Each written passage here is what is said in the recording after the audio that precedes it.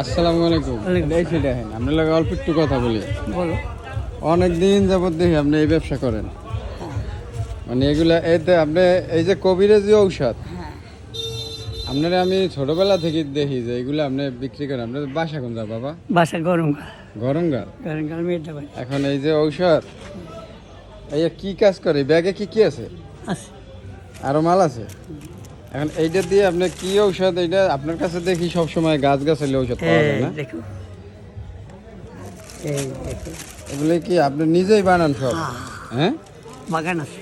বাগান আছে। হ্যাঁ, ও, কত বড় শুনে আমি এইটার কি উপকারী এটা? এইটা হুম এইটা দেখবে, ডায়াবেটিস দেখবে, হুম হার্ট দেখবে, হুম কলজা বুক করে থরফর থরফর করে, হুম। হ্যাঁ, হাত পা ভাঙিয়ে ছুড়িয়ে হয়, মাথা গরম হয়ে যায়, আপনি নিজেই কবিরাজ?